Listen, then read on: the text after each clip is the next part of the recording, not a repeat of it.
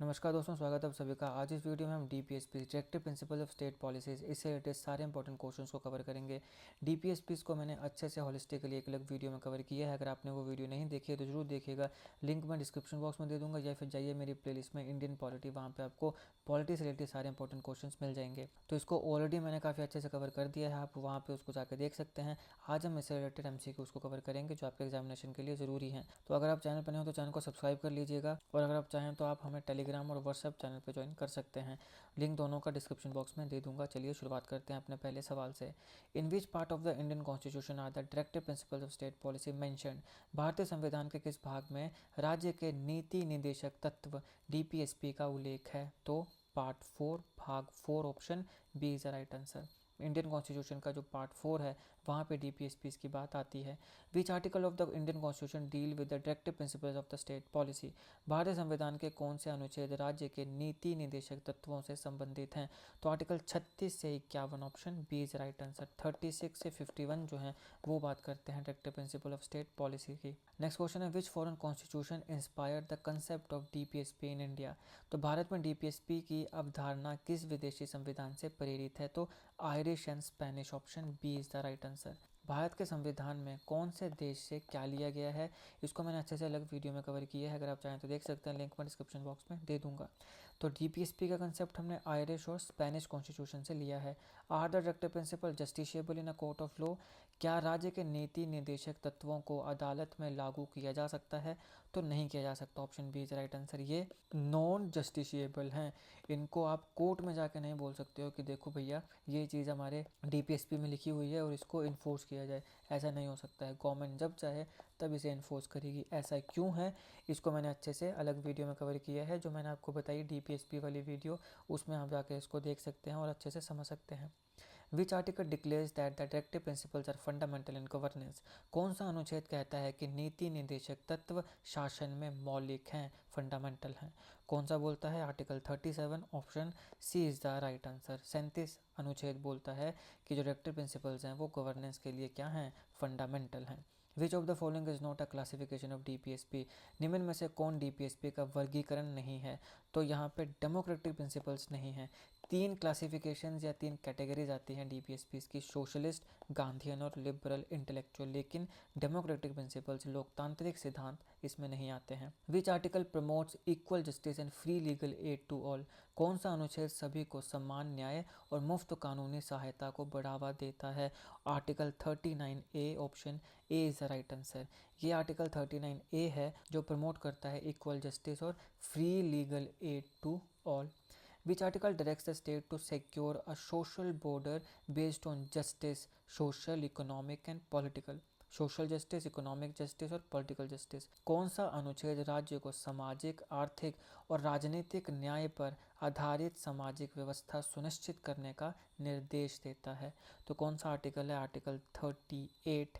Article 38 बोलता है कि हमारा सोशल ऑर्डर ऐसा होना चाहिए जहाँ पे सोशल, इकोनॉमिक और पॉलिटिकल जस्टिस हो। ये बात करता है article 38। Equal pay for equal work is insured under which article? सामान्य कार्य के लिए समान वेतन की व्यवस्था किस अनुच्छेद में की गई है? तो आर्टिकल 39 क्लोज डी बात करता है equal pay for equal work, कि अगर मान लो मैं और आप समान काम कर रहे हैं तो हमें समान ही पैसा मिलना चाहिए, ना मुझे ज़्यादा मिलना चाहिए ना तुम्हें ज़्यादा मिलना चाहिए। Article 39 clause d. Article 39A was added by which constitutional amendment? अनुच्छेद 39A किस संविधान संशोधन द्वारा जोड़ा गया था? तो 42nd amendment act, option A is the right answer. 42nd amendment act बहुत इंपॉर्टेंट है, इसको मिनी कॉन्स्टिट्यूशन भी कहा जाता है। तो इसके तहत आर्टिकल 39A को भारत के संविधान में जोड़ा गया था। Which article directs the state to provide maternity relief and humane working conditions? कौन सा अनुच्छेद राज्य को मातृत्व राहत और मानवीय कार्य परिस्थितियों की व्यवस्था करने का निर्देश देता है? आर्टिकल 42। तो यहाँ पे जो मैटरनिटी रिलीफ मिलता है वो कौन से अनुच्छेद के तहत मिलता है? अनुच्छेद 42 आर्टिकल 42 के तहत मिलता है, ध्यान रखना है। The promotion of educational and economic interest of SCs and STs and weaker sections is mentioned under? अनुसूचित जातियों, जनजातियों और कमज़ोर वर्गों की शिक्षा और आर्थिक उन्नति को बढ़ावा किस अनुच्छेद में दिया गया है? तो आर्टिकल 46 जो है वो बात करता है एजुकेशनल और इकोनॉमिक इंटरेस्ट जो हैं SC ST और बाकी वीकर सेक्शंस के, उनकी प्रमोशन के। तो article 46 clause A, which article promotes the organisation of village panchayat, ग्राम पंचायतों के संगठन को बढ़ावा देने वाला अनुच्छेद कौन सा है? आर्टिकल 40। ये कौन से कैटेगरी में आता है? ये गांधीयन प्रिंसिपल्स में आता है। महात्मा गांधी बात करते थे विलेज पंचायत की, कॉटेज इंडस्ट्रीज़ की, तो यहाँ पे ऑर्गेनाइजेशन ऑफ विलेज पंचायत जो हैं इसके बारे में कौन सा आर्टिकल बोलता है? तो आर्टिकल 40 बोलता है, अनुच्छेद 40 बोलता है। Which article talks about the uniform civil code for all citizens, बहुत इंपॉर्टेंट है। आजकल तो ये काफ़ी खबरों में भी है, मतलब आजकल तो नहीं लेकिन पिछले कुछ समय काफ़ी खबरों में था ये यूनिफॉर्म सिविल कोड। तो सभी नागरिकों के लिए समान नागरिक संहिता की बात किस अनुच्छेद में की गई है? 44, अनुच्छेद 44, आर्टिकल 44 जो है वो बात करता है यूनिफॉर्म सिविल कोड की। अब यूनिफॉर्म सिविल कोड जो है ये अपने आप में एक बहुत बड़ा टॉपिक है। इसका जो इतिहास है वो ब्रिटिश पीरियड से चलता आ रहा है, तो इसको मैंने अच्छे से अलग वीडियो में कवर किया है। इसकी पूरी हिस्ट्री क्या है, इसके प्रोज क्या हैं, इसके कॉन्स क्या हैं, डिटेल में एनालिसिस मैंने किया है यूनिफॉर्म सिविल कोड का एक अलग वीडियो में। उसका लिंक आपको डिस्क्रिप्शन में मैं दे दूँगा, देख लीजिएगा, या फिर मेरी प्लेलिस्ट में जाइए इंडियन पॉलिटी, वहाँ पर आपको काफ़ी इंपॉर्टेंट पॉलिटी से रिलेटेड वीडियोज़ मिल जाएंगी और उसमें ये भी एक है, वो भी मिल जाएगा। तो यहाँ पे यूनिफॉर्म सिविल कोड की बात कौन सा आर्टिकल करता है? Article 44। Which article talks about protecting monuments of national importance, राष्ट्रीय महत्व के स्मारकों की रक्षा किस अनुच्छेद में की गई है? तो आर्टिकल 49 आर्टिकल है जो बात करता है कि ऐसे जो भी मोनूमेंट्स हैं जो हमारे भारत के लिए इम्पोर्टेंट हैं उन सारों को प्रोटेक्ट किया जाना चाहिए। तो option c is the right answer. The 42nd Amendment Act of 1976 added how many new articles to the DPSPs? 1976 के 42वें संविधान संशोधन, जिसको मैंने पहले भी कहा क्या बोलते हैं, मिनी कॉन्स्टिट्यूशन, इसके द्वारा DPSP में कितने नए अनुच्छेद जोड़े गए? तो 3 नए अनुच्छेद जोड़े गए। Option B is the right answer. Which article added by the 97th amendment promotes cooperative societies, 97वें संशोधन द्वारा जोड़ा गया कौन सा अनुच्छेद सहकारी समितियों को बढ़ावा देता है? तो article 43 clause b, option B is the right answer. Article 43 clause b जो है ये बात करता है कोऑपरेटिव सोसाइटीज़ की, और इसे कौन सी अमेंडमेंट के तहत जोड़ा गया? तो 97th अमेंडमेंट के तहत इसे जोड़ा गया। Which article provides for participation of workers in the management of industries, कौन सा अनुच्छेद उद्योगों के प्रबंधन में श्रमिकों की भागीदारी की बात करता है? तो ये है article 43A, option b is the right answer. कि यहाँ पे ये बात हुई कि इंडस्ट्री की जो मैनेजमेंट है उसमें उसके जो वर्कर्स हैं उनकी पार्टिसिपेशन भी होनी चाहिए, ये बहुत अच्छी बात है। और ये कौन सा आर्टिकल बोलता है? आर्टिकल 43A बोलता है। Which article is associated with the protection of environment and wild life, पर्यावरण और वन्य जीवों की सुरक्षा किस अनुच्छेद से संबंधित है? 48A, option B is the right answer. 48A बात करता है एनवायरनमेंट की, पर्यावरण की और वाइल्ड लाइफ की, वन्य जीवों की। Which constitution amendment declared elementary education as a fundamental right under Article 21A? कौन सा संविधान संशोधन अनुच्छेद 21A के तहत प्राथमिक शिक्षा को मौलिक अधिकार बनाता है? कि जो एलिमेंट्री एजुकेशन है वो आपका फंडामेंटल राइट है, मौलिक अधिकार है। ये बात करता है 86th amendment act, option c is the right answer. तो ये आपने ध्यान में रखना है, ये बहुत इंपॉर्टेंट है। सबसे पहले एलिमेंट्री एजुकेशन क्या है? फंडामेंटल राइट है। कौन से आर्टिकल के तहत है? आर्टिकल 21A के तहत है। कौन सी कॉन्स्टिट्यूशन अमेंडमेंट के तहत इसको डाला गया? 86th अमेंडमेंट के तहत डाला गया। In which landmark case did the Supreme Court rule that fundamental rights prevail over DPSPs? किस ऐतिहासिक मामले में सुप्रीम कोर्ट ने फैसला सुनाया कि मौलिक अधिकार DPSP पर प्रमुख हैं? यानी जहाँ पे फंडामेंटल राइट्स और DPSP जाएंगे तो वहाँ पे जो प्रेसिडेंस है वहाँ पे सबसे पहले जो दर्जा है वो किसको मिलेगा? वो फंडामेंटल राइट्स को मिलेगा। किसने कहा ये? चंपाकम दोराई राजन केस जो 1951 में आया था, इसमें सुप्रीम कोर्ट ने रूल किया था कि जो फंडामेंटल राइट है वो हमेशा प्रिवेल करेगा DPSPs के ऊपर। Which constitution amendment was enacted in response to the Champakam Dorairajan case? अब हमारी जो गवर्नमेंट थी वो ये नहीं चाहती थी कि जो फंडामेंटल राइट्स हैं वो डीपीएसपीस के ऊपर रखे जाएं, तो इसलिए इसके रिस्पॉन्स में सरकार एक अमेंडमेंट लेकर आई। सवाल है कौन सा संविधान संशोधन चंपाकम दुराईराजन मामले की प्रतिक्रिया में लाया गया था? तो फर्स्ट अमेंडमेंट लाई गई थी, option B is the right answer. In the Golaknath case what did the supreme court declare regarding fundamental rights? Golaknath मामले में सुप्रीम कोर्ट ने मौलिक अधिकारों को लेकर क्या कहा था? तो क्या कहा था? They are permanent and can not be curtail, option B is right answer. Fundamental rights permanent हैं, इन्हें कर्टेल नहीं किया जा सकता है, इन्हें छीना नहीं जा सकता है। विच अमेंडमेंट के parliament the power to amend fundamental rights? कौन सा संविधान संशोधन संसद को मौलिक अधिकारों में संशोधन की शक्ति देता है? 24th amendment act, option A is the right answer. 24th amendment act बोलता है कि जो पार्लियामेंट है वो फंडामेंटल राइट्स को भी अमेंड कर सकती है। What is article 31C primarily concern with? अनुच्छेद 31C मुख्य रूप से किससे संबंधित है? तो primacy of DPSPs under article 39B और सी। तो अगर मान लो आर्टिकल 39B और सी के लिए कोई भी लॉ आता है तो उसके वजह से आर्टिकल 14 राइट टू इक्वालिटी या फिर आर्टिकल 19 स्वतंत्रता का अधिकार फ्रीडम ऑफ एक्सप्रेशन, अगर ये इन्फ्रिंज होते हैं तो ये हो सकते हैं। यहाँ पे आर्टिकल 39B और सी की प्राइमेसी है। अब इस पूरे के पूरे केस की हिस्ट्री क्या है, इसको मैंने जो डेडिकेटेड डीपीएसपी वाली वीडियो है उसमें कवर किया है कि ऐसा क्यों है, कैसे हम यहाँ तक पहुँचे, सुप्रीम कोर्ट ने भी इसके ऊपर क्या कहा, वो सबको मैंने डीपीएसपी वाली वीडियो में कवर किया है, उसको जरूर देखेगा, लिंक मैं डिस्क्रिप्शन में दे दूंगा। विच amendment inserted article 31C into the constitution? कौन से संशोधन ने अनुच्छेद 31C को संविधान में जोड़ा था? तो 25th amendment, option B is the right answer. What was the Supreme Court's ruling on the second provision of Article 31C in the Kesavananda Bharati case? Kesavananda Bharati मामले में अनुच्छेद 31C की दूसरी व्यवस्था पर सुप्रीम कोर्ट ने क्या फैसला दिया था? It violated the basic structure. तो यहाँ पे केशव नंदा भारती केस आता है जिसने basic structure of Indian constitution दिया था। यहाँ पे कहा था कि कुछ भी हो सकता है लेकिन बेसिक स्ट्रक्चर जो है भारतीय संविधान का उसको नहीं बदला जा सकता है। तो यहाँ पे बात हुई कि आर्टिकल 31C का जो सेकंड प्रोविज़न है वो बेसिक स्ट्रक्चर को वायलेट करता है। The 42nd amendment act expanded article 31C to include? 42वें संविधान संशोधन ने अनुच्छेद 31C को किस प्रकार विस्तारित किया था? तो all directive principles, option B is the right answer. In which case did the Supreme Court strike down the extension of Article 31C made by the 42nd Amendment? Supreme court ने 42वें संशोधन द्वारा किए गए अनुच्छेद 31C के विस्तार को किस मामले में रद्द किया था? तो option C is right answer, Minerva Mills case.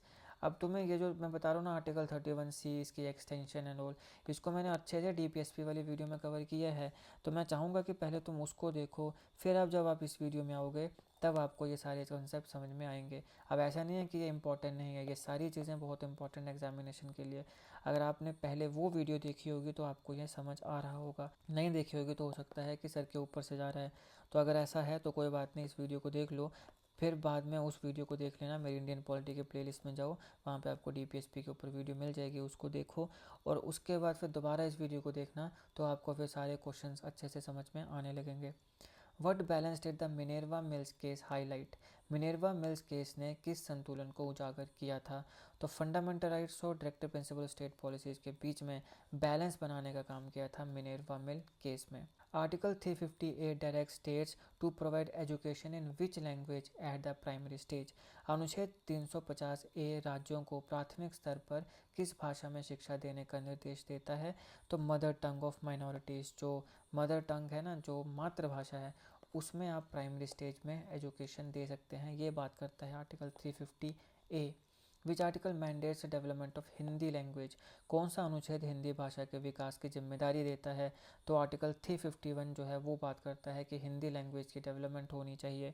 Which article direct separation of judiciary from the executive? बहुत इंपॉर्टेंट है, ध्यान में रखिएगा। कौन सा अनुच्छेद न्यायपालिका को कार्यपालिका से अलग करने का निर्देश देता है? तो आर्टिकल 50। आर्टिकल 50 बात करता है कि एग्जीक्यूटिव और जो जुडिशरी है वो क्या है, सेपरेट हैं।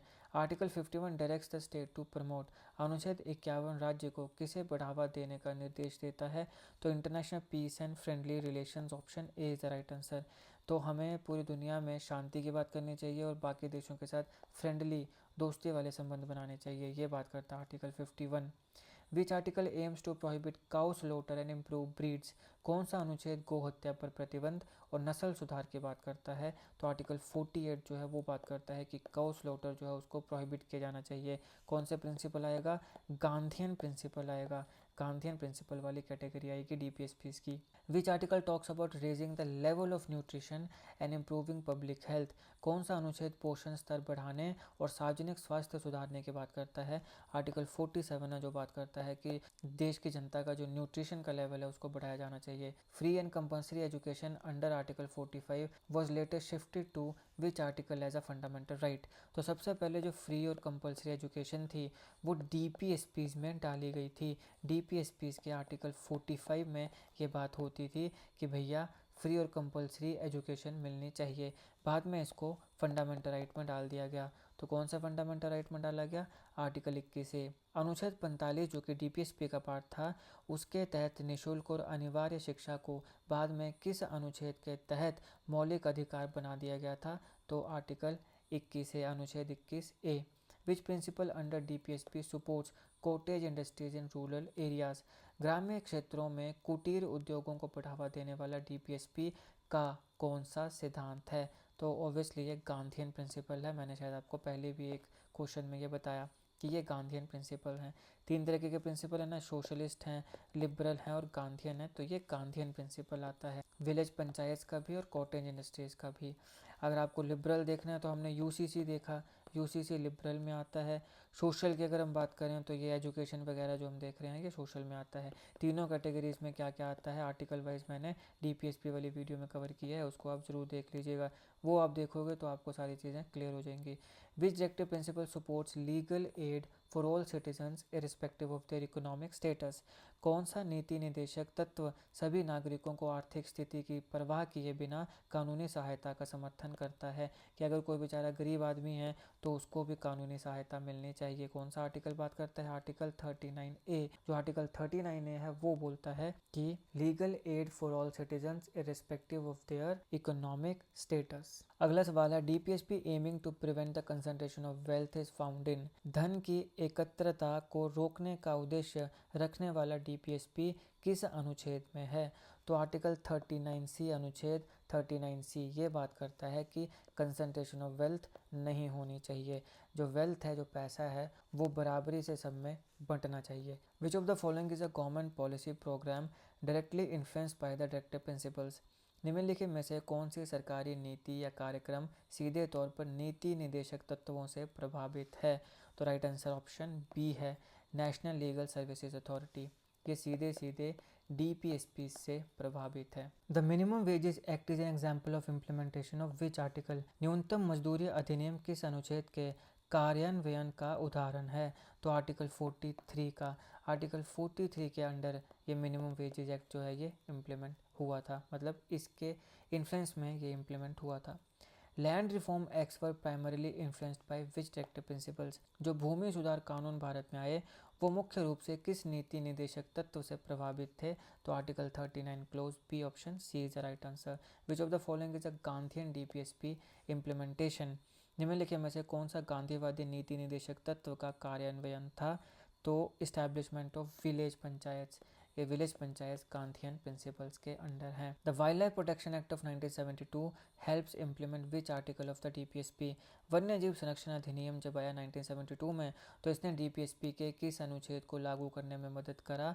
तो option C is right answer, article 48 A जो बात करता है एनवायरनमेंट और वाइल्ड लाइफ की प्रोटेक्शन की। Which act reflects the directive to abolish bonded labour, बंधुआ मजदूरी को समाप्त करने के निर्देश को कौन सा अधिनियम दर्शाता है? Bonded labour system abolition act, option B is the right answer. The forest conservation act is related to which directive principle, वन संरक्षण अधिनियम किस नीति निदेशक तत्व से संबंधित है? Article 48 A, option A is the right answer. Which of the following is a DPSP reflected in the SC/ST prevention of atrocities act, SC/ST अत्याचार निवारण अधिनियम में कौन सा नीति निदेशक तत्व परिलक्षित होता है? आर्टिकल 46 जो बात करता है माइनॉरिटीज़ और जो SC/ST है इन सब की प्रोटेक्शन की। तो option b is the right answer.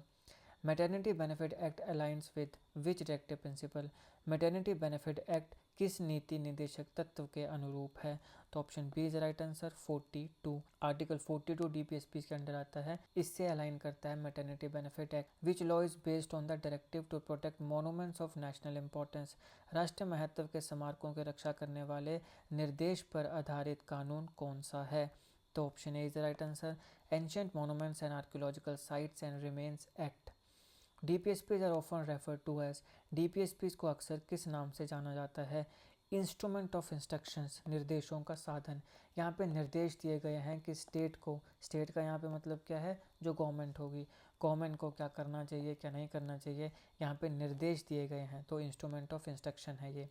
Who call DPSPs a novel feature of the constitution?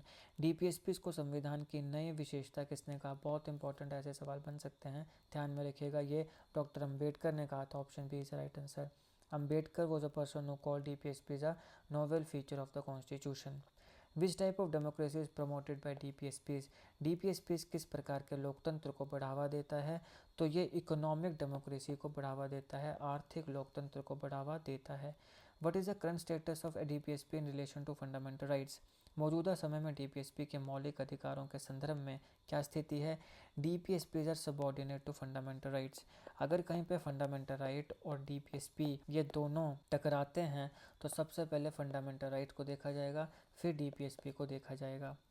Which principle ensure the welfare state as envision by the DPSPs? DPSPs द्वारा कल्पित कल्याणकारी राज्य सुनिश्चित करने वाला सिद्धांत कौन सा है? Social and economic justice. जो पॉलिटिकल जस्टिस है वो आपको देते हैं फंडामेंटल राइट्स, जो सोशल और इकोनॉमिक जस्टिस हैं वो आपको कौन देता है? वो आपको देते हैं DPSPs. DPSPs are a reflection of which part of the constitution? DPSP संविधान के किस भाग की अभिव्यक्ति हैं? तो ये प्रियम्बल की अभिव्यक्ति हैं, option A is right answer, प्रस्तावना की ये अभिव्यक्ति हैं। The DPSPs ensure the goal of a dash state? DPSPs dash राज्य का लक्ष्य सुनिश्चित करते हैं, तो ये वेलफेयर स्टेट, कल्याणकारी राज्य का लक्ष्य सुनिश्चित करते हैं। What type of justice is primarily targeted by the directive principles? राज्य के नीति निदेशक तत्व मुख्य रूप से किस प्रकार के न्याय को लक्ष्य करते हैं? तो social and economic justice, option B is right answer. Which of the following is a major limitation of DPSPs? DPSPs की प्रमुख सीमा क्या है? Not legally enforceable. हमने पहले भी देखा कि अगर मान लो ये इन्फोर्स नहीं हो रहे हैं, इनके ऊपर कोई काम नहीं हो रहा है, तो कोर्ट में जाके आप नहीं बोल सकते हो कि भैया ये हमारा डीपीएसपी इसको लागू करो, ऐसा नहीं हो सकता है। गवर्नमेंट जब चाहे तब इसको लागू कर सकती है। Which legal expert criticise DPSPs as outdated in the modern era? किस संवैधानिक विशेषज्ञ ने डीपीएसपीज को आधुनिक युग में अप्रासंगिक कहा था? तो ये कहा था आइवर जेनिंग्स ने, option B is the right answer. इसने ये कहा था कि मिड 20th सेंचुरी में ये रिलेवेंट थे, 21वीं सदी में ये रिलेवेंट नहीं है, इनके ऊपर काफ़ी सवाल जो हैं वो खड़े होते हैं। Ivor Jennings. Which landmark case first establish the precedence of fundamental rights over DPSPs? किस ऐतिहासिक मामले में पहली बार मौलिक अधिकारों को नीति निदेशक सिद्धांतों से ऊपर माना गया है? तो ये option C is right answer. Champakam Dorairajan case में बोला गया कि फंडामेंटल राइट्स सुप्रीम है comparison to DPSPs. Which case did the supreme court emphasise harmonisation between fundamental rights and DPSPs? किस मामले में सुप्रीम कोर्ट ने मौलिक अधिकारों और नीति निदेशक तत्वों के बीच सामंजस्य की बात करी? तो ये करी Minerva Mills case, option B is the right answer. Which case gave the basic structure doctrine that includes DPSPs? किस केस में मौलिक संरचना सिद्धांत दिया गया जिसमें नीति निदेशक तत्वों को भी शामिल किया गया था? Kesavananda Bharati, option B is the right answer. बहुत ज़्यादा इंपॉर्टेंट है, ध्यान में रखिएगा। According to Article 31C, after 42nd Amendment, laws to implement which article cannot be challenged for violating fundamental rights under Article 14 and 19? अनुच्छेद 31C 42वें संविधान संशोधन के बाद के अनुसार किन अनुच्छेदों को लागू करने वाले कानून अनुच्छेद 14 या 19 का उल्लंघन करने पर चुनौती नहीं दी जा सकती है? आर्टिकल 14 मैंने पहले भी कहा, right to equality. Article 19 freedom of expression. तो कौन से दो आर्टिकल्स हैं जो डीपीएसपीज के हैं, लेकिन अगर उनके रिलेटेड कोई लॉ आया तो फंडामेंटल राइट अगर वायलेट होता है आर्टिकल 14 और 19 के बीच में तो हो सकता है। तो ये option C is the right answer, article 39 b और 39 सी। What was the Supreme Court stand in Golaknath vs State of Punjab case 1967? Golaknath बनाम पंजाब राज्य 1967 मामले में सुप्रीम कोर्ट का क्या निर्णय था? Fundamental rights can not be amended. Fundamental rights को अमेंड नहीं किया जा सकता है, यहाँ पे कोई संवैधानिक संशोधन नहीं लाई जा सकती है, ये कहा था सुप्रीम कोर्ट ने गोलकनाथ केस में। The classification of DPSPs into socialist, Gandhian और liberal intellectual was given by DPSPs को समाजवादी, गांधीवादी और उदार बौद्धिक वर्गों में किसने वर्गीकृत किया था? क्योंकि देखो DPSP जब कॉन्स्टिट्यूशन में पढ़ते हैं तो वहाँ पे ऐसी कोई भी क्लासिफिकेशन नहीं है, तो फिर ये क्लासीफाई किसने किया था? तो ये किया था ग्रैनविल ऑस्टिन ने। Option C is the right answer, तो ये आपने ध्यान रखना है। Which of the following DPSPs is a Gandhian in nature? Village panchayat promotion, option B is the right answer. The directive for organisation of agriculture and animal husbandry on modern lines is found in? कृषि और पशुपालन का आधुनिक पद्धति से संगठन किस अनुच्छेद में है? तो कौन से अनुच्छेद में है? अनुच्छेद 48 में है। आर्टिकल 48 बात करता है organisation of agriculture and animal husbandry on modern lines. Which article directs the state to raise the level of nutrition and public health? तो आर्टिकल 47। आर्टिकल 50 speaks about, अनुच्छेद 50 किस विषय में है? तो separation of judiciary from executive. DPSPs are non justiciable because, ये बहुत important सवाल है, ध्यान में रखिएगा। नीति निदेशक तत्वों को न्यायालय में लागू ना किया जा सकने वाला क्यों माना गया? क्यों माना गया? Because they depend on states resources and policies. State के पास कितने रिसोर्सेज हैं और उनकी कौन कौन सी पॉलिसीज़ हैं उसके ऊपर ये डिपेंड करते हैं, इसलिए इनको कहा गया कि ये नॉन जस्टिशिएबल हैं। अगर स्टेट के पास रिसोर्सेज हैं तो वो इसे इम्प्लीमेंट करे, नहीं है तो ना करे। विच of the following directive principle reflect socialist ideology? निम्नलिखित में से कौन सा नीति निर्देशक तत्व समाजवादी विचारधारा को दर्शाता है? तो article 39 B, article 39 C. Free legal aid for the poor is mention under which article? तो article 39 A. Which directive principle was implemented through the MNREGA act 2025?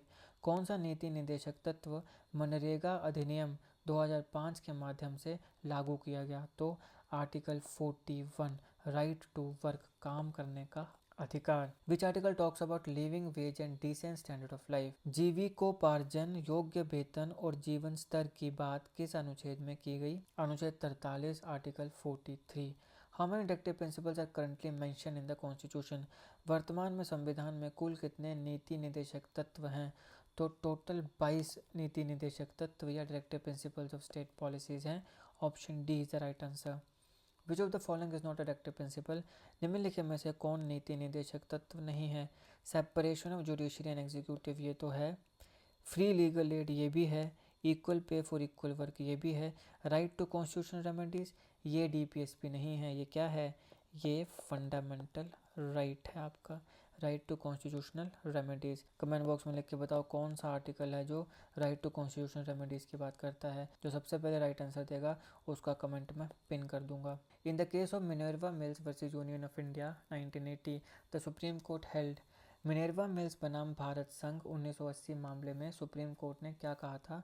तो ये कहा था कि भाई जो फंडामेंटल राइट हैं और जो DPSPs हैं ये दोनों ही इम्पोर्टेंट है। ऐसा नहीं है कि एक इम्पोर्टेंट है एक नहीं है, दोनों इम्पोर्टेंट है, इक्वली इम्पोर्टेंट है और दोनों को बैलेंस किया जाना चाहिए। In which case did the supreme court uphold that DPSPs can be implemented even if they override fundamental rights under certain conditions?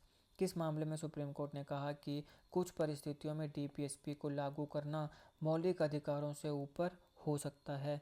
तो संजीव कोक मैन्युफैक्चरिंग केस था। Option D is the right answer.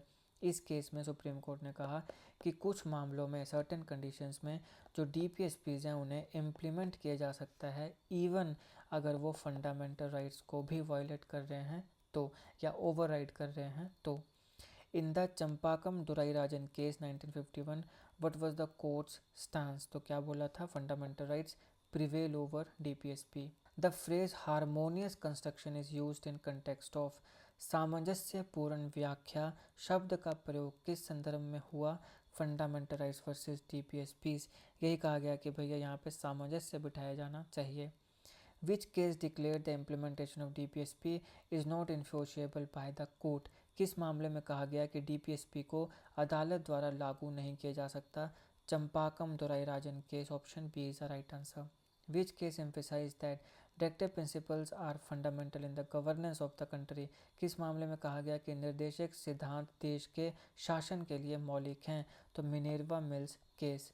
Which article of the Constitution mentioned that the state shall apply these principles in making laws?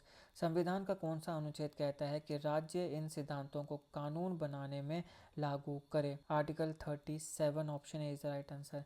कि जब भी आपने कोई law बनाना है तो ये जो DPSPs हैं इनको मद्देनज़र रखना चाहिए। What is the nature of DPSPs as per article 37? अनुच्छेद 37 के अनुसार DPSP का स्वरूप कैसा है? तो ये मॉरल ऑब्लिगेशन है, नैतिक कर्तव्य कहा गया है DPSPs को आर्टिकल 47 में। Which case is associated with environment protection under article 48A and article 21? पर्यावरण संरक्षण से जुड़ा कौन सा केस अनुच्छेद 48A और 21 के तहत आया? तो MC Mehta versus Union of India, option B is the right answer. Which part of the constitution contain DPSPs? संविधान का कौन सा भाग DPSP को समाहित करता है? तो भाग 4, option B is the right answer. Part 4 में बात होती है DPSPs की। Which directive principle promotes international peace and security? कौन सा निर्देशक सिद्धांत अंतर्राष्ट्रीय शांति और सुरक्षा को बढ़ावा देता है? तो option C is right answer. Article 51 जो है वो बात करता है इंटरनेशनल पीस की और सिक्योरिटी की। The term welfare state is mainly link to. Welfare state शब्द मुख्य रूप से किससे जुड़ा है? DPSPs के साथ जुड़ा है। DPSPs जो हैं वो एक रोड मैप देते हैं भारत को वेलफेयर स्टेट बनाने का। Which article of the Indian constitution talks about the duty of the state to raise the level of nutrition? कौन सा अनुच्छेद राज्य को पोषण स्तर बढ़ाने की जिम्मेदारी देता है? Article 47। Which article asks for promotion of cottage industries? कौन सा अनुच्छेद कुटीर उद्योगों को बढ़ावा देने की बात करता है? तो article 43, option A. Which principal is not a part of DPSPs? इनमें से कौन सा DPSP का हिस्सा नहीं है? Equal justice and free legal aid, ये तो है। यूनिफॉर्म सिविल कोड, ये भी है, article 44। Organisation of village panchayat, ये भी हमने देखी। फ्रीडम ऑफ स्पीच, ये DPSP का पार्ट नहीं है। ये तो भैया आपका फंडामेंटल राइट है, आर्टिकल 19, अनुच्छेद 19 के तहत right to freedom of expression, freedom of speech, ये आपका फंडामेंटल राइट है। तो ये आपका DPSP नहीं है, बाकी तीनों DPSP हैं। The goal of DPSP is to achieve which type of justice? DPSP का उद्देश्य किस प्रकार का न्याय प्राप्त करना है? तो वैसे तो तीनों प्रकार के न्याय प्राप्त करना है, सोशल, इकोनॉमिक और पॉलिटिकल जस्टिस। हमने पहले भी देखा 3 प्रकार की जस्टिस है, सोशल, इकोनॉमिक और पॉलिटिकल, और यही बात हमारे भारत के प्रियम्बल में भी आती है। तो हमने कहा ना कि प्रियम्बल के बारे में DPSP बात करता है। The ideal of DPSP, directive principle state policy in Indian constitution, is influenced by which part of the Irish constitution? भारतीय संविधान में DPSP की अवधारणा आयरलैंड के संविधान के किस भाग से प्रभावित है? तो directive principle of social policy, सामाजिक नीति के निर्देशक सिद्धांत। तो जो आयरिश कॉन्स्टिट्यूशन है वहाँ पे बात होती है directive principles of social policy की। तो हमारे भारत में जब हमने इसको ऐड किया तो क्या बोला? Directive principles of state policy. Which of the following is not a global concept influencing the DPSPs? निम्नलिखित में से कौन सा DPSP को प्रभावित करने वाली वैश्विक अवधारणाओं में से नहीं है? तो देखो, लिबरलिज्म तो है, हमने लिबरल थॉट्स देखे जैसे UCC है। सोशलिज्म भी है, हमने सोशलिज्म थॉट्स भी देखे, एजुकेशन एंड ऑल। और गांधीयन फिलोसफी भी है, हमने देखा विलेज पंचायत, कॉटेज इंडस्ट्री। लेकिन कैपिटलिज्म नहीं है, पूंजीवाद नहीं है। तो हमारा जो भारत का संविधान है, खासकर जो DPSP है, वो पूंजीवाद के इन्फ्लुएंस में नहीं है। Which of the following reflects the influence of the universal declaration of human rights in Indian DPSPs? निम्नलिखित में से कौन सा भारतीय DPSPs में मानव अधिकारों की सार्वभौमिक घोषणा UDHR यानी ह्यूमन राइट्स की जो बात होती है उसका प्रभाव दर्शाता है? तो कौन सा? आर्टिकल 39A, लीगल एड मिलनी चाहिए, चाहे आप कैसे भी हों, चाहे आप गरीब ही क्यों ना हो, तो भी आपको फ्री लीगल एड मिलनी चाहिए। ये आपका ह्यूमन राइट है, मानवाधिकार है। अपनी बात कहना, अपना मत रखना, ये मानवाधिकार है। तो मानवाधिकार जो है वो हमें यहाँ आर्टिकल 39A में देखने को मिलता है। In comparison to fundamental rights, DPSPs are, मौलिक अधिकारों की तुलना में DPSPs क्या हैं? मॉरल हैं और नॉन बाइंडिंग है। नैतिक मूल्यों की बात हो रही है, लेकिन बाध्यकारी भी नहीं है। Which of the following was added by the 97 constitution amendment, निम्नलिखित में से कौन सा 97 संविधान संशोधन द्वारा जोड़ा गया था? तो आर्टिकल 43B जो है उसे 97 कॉन्स्टिट्यूशन अमेंडमेंट एक्ट के तहत जोड़ा गया था। Who called DPSPs a check on a bank payable at the convenience of the bank, किसने DPSPs को बैंक पर एक ऐसा चेक कहा जो बैंक की सुविधा पर ही नकद किया जाएगा? तो ये KT शाह थे। Option B is right answer. अब इसका मतलब समझ रहे हो ना तुम, कि जैसे बैंक के टेबल के ऊपर चेक है, लेकिन जब बैंक जाएगा अपने कन्वीनियंस के हिसाब से तभी उसको पे करेगा। उसी प्रकार से सरकार के टेबल के ऊपर DPSP लिखे हुए हैं, लेकिन जब सरकार चाहेगी तभी उनको लागू करेगी। ये इसका मतलब हुआ। ये किसने कहा था? KT शाह जी ने कहा था। DPSP seek to reduce inequalities in, DPSP किस क्षेत्र में असमानता को कम करने का प्रयास करते हैं? तो स्टेटस में भी ये चाहते हैं इनइक्वालिटी ना हो, फैसिलिटीज़ में भी ना हो, अपॉर्चुनिटीज़ में भी ना हो। तो ऑल ऑफ द अबव, उपरोक्त सभी, इन तीनों में इक्वालिटी होनी चाहिए, इनइक्वालिटी कहीं नहीं होनी चाहिए। DPSPs can be classified into how many broad categories, DPSPs को कितने प्रमुख श्रेणियों में वर्गीकृत किया जाता है? तो 3 में किया जाता है, सोशलिस्ट, लिबरल और Gandhian. Article 39 directs the state to secure, अनुच्छेद 39 राज्य को किस बात की गारंटी सुनिश्चित करने का निर्देश देता है? Right to educate means of livelihood, option D is the right answer. Which of the following policies reflect implementation of article 45, निम्नलिखित में से कौन सी नीति अनुच्छेद 45 के क्रियान्वयन को दर्शाती है? तो right to education act 2009। The mid day meal scheme aligns with which DPSP goal, mid day meal योजना किस DPSP उद्देश्य से संबंधित है? आर्टिकल 47 से संबंधित है, option C is the right answer. MNREGA aligns with which DPSP principle, अब ये याद रखना है तुमने, ये पूछा जा सकता है। मिड डे मील कौन से बताओ, कौन से DPSP के साथ अलाइन करती है? मनरेगा कौन से DPSP के साथ अलाइन करती है? तो right to work and living wage, तो ये आपने ध्यान रखना है, पूछा जा सकता है। Which article talks about equitable distribution of material resources, ये हमने पहले भी देखा, आर्टिकल 39B ये बात करता है equitable distribution of material resources.